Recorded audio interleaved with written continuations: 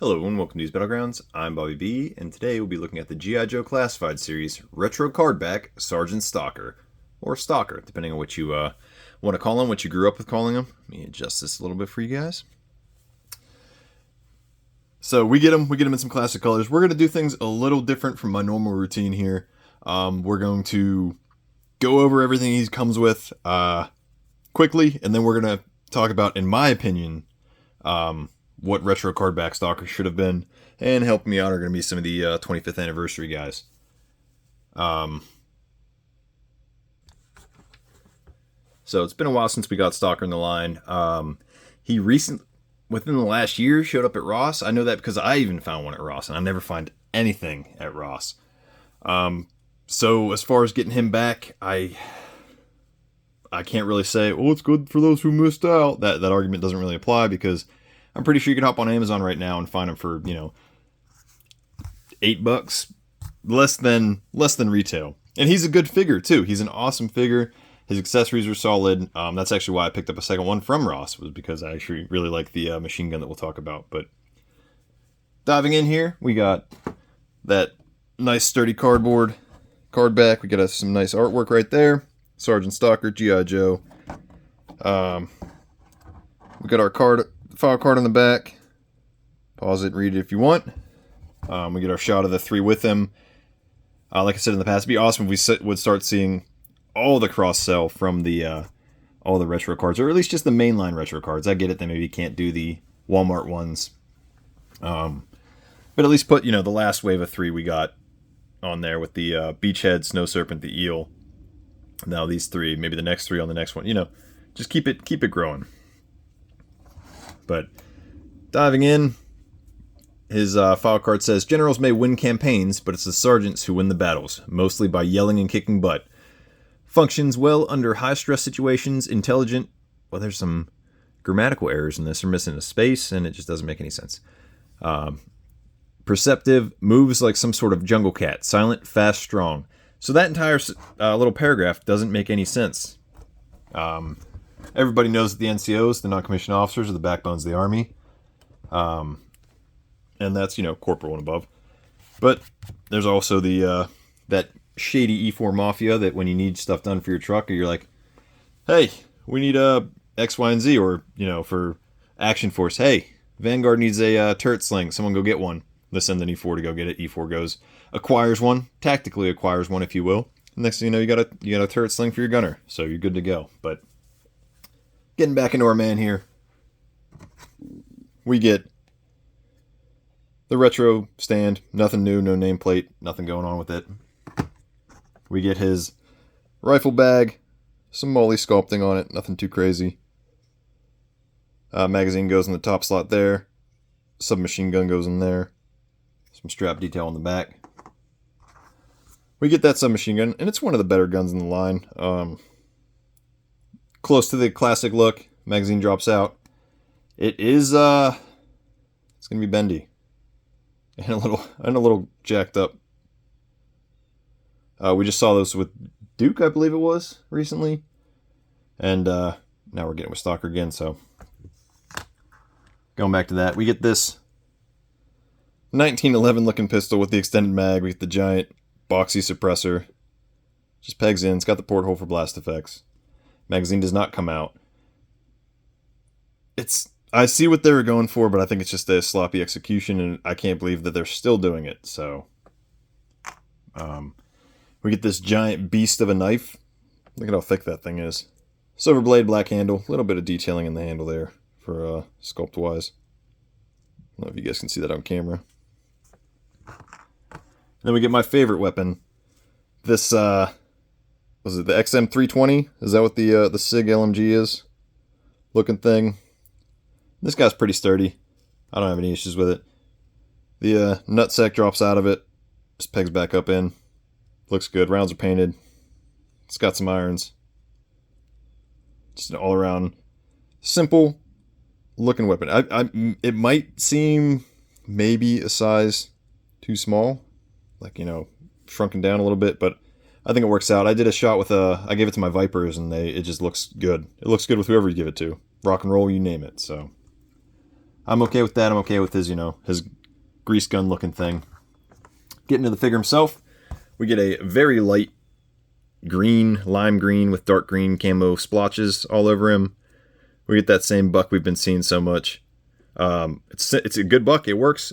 Change out the web gear, change out the outers, the secondaries, you're good to go. So I can't complain too much. We got a camouflage beret, which to my understanding, well, it's really loose. When I popped him out of the thing, it just kind of drops off. Well, now it's staying on, but it's pretty loose. It's camouflage. To my understanding, the Classics beret isn't camouflage, so I don't know why they camouflage this one. And then you got a gold flash over the left eye. Taking it off, we kind of lose the fade. We keep the scars. So we keep that scar there, but we lose the fade. And then we just got that menacing, he's over your shit face. Otherwise, double jointed pinless elbows, double jointed pinless knees. Nothing new. And then the same boots, black boots we've seen before. Doing the comparison with the previously released version, who I really like the subdued gray. He's got that fade. I think the fade looks good. So maybe they're giving him a different look. They didn't even give the scar any paint, where it looks like it's got some pink paint there. None on the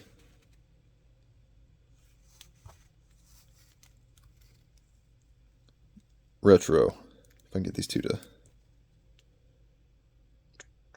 come on. So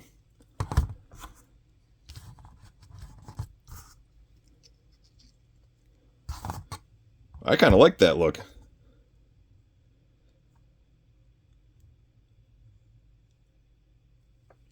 So if you want to mix and match, you're good to go. Put him back with the 25th anniversary versions. And he's more of a green. I was expecting a yellow. I don't know what color the original was. The 25th anniversary I have is like a yellow. Not a whole lot of special going on there. But that kind of sums it up. And then obviously you guys know submachine gun brakes part goes in here. For those of you new to the line. And I think, I don't know if I did a video on Stalker or not, so this might be my first Stalker video, but weapon claps breaks down, goes in there.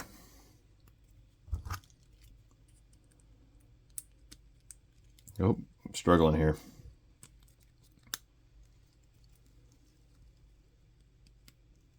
Pistol and suppressor can break apart.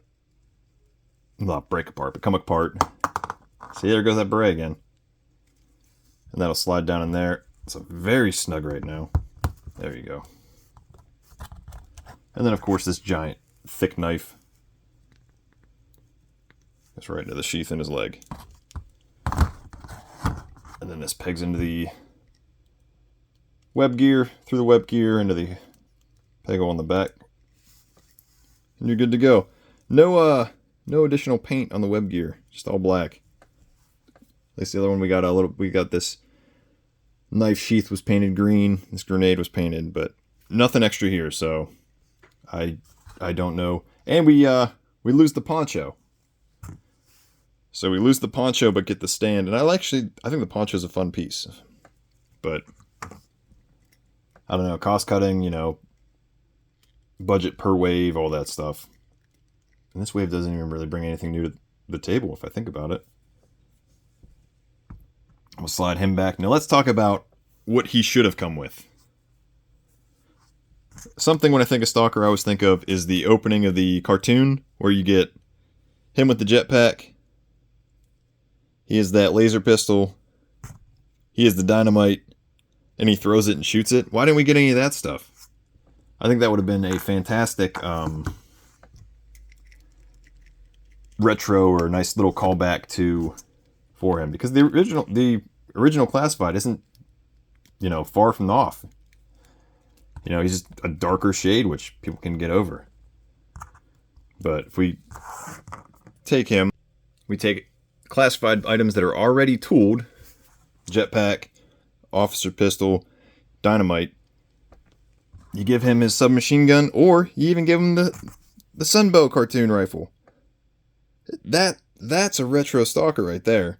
Don't take your retro design that you've already used. You know, give me this. You can put them in the stupid yellow or the green, whatever you want to call them. Give them all that classic stuff from the opening of the cartoon, and you're good to go. That is retro. Giving me the same figure that just went on clearance at Ross. That's just piss poor planning. So, kind of a letdown. Like I said, I wish if they were going to do classic things and they already did them in the line, like Quick Kick or who else is out there that looks pretty classic? Destro. Instead of just giving them a new paint job, give them some pre-existing accessories. We got Cobra Island Firefly's Dynamite, Cobra Officer Pistol, and we got the jetpack. Maybe the jetpack would make it a deluxe, but I don't know. Don't give me the blast effects. Just give me the jetpack, you know?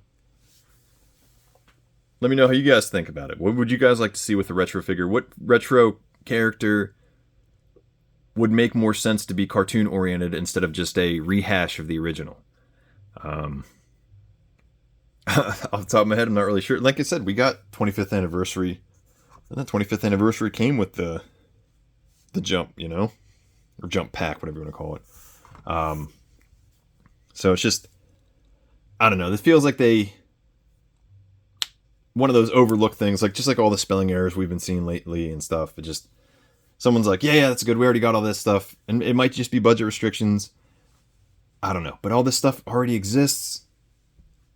You guys could find a way to get it in there, you know? Overall, disappointing. Can be easily skipped, especially with the regular one being easily obtainable on Amazon and through all those, what would you even call those? Like distribution stores and stuff. But let me know what you guys think. Do you guys pick it up, skip out on them? You got the original. You like this one more than that one? Let me know in the comments below. Till next time, load up, grab your kits.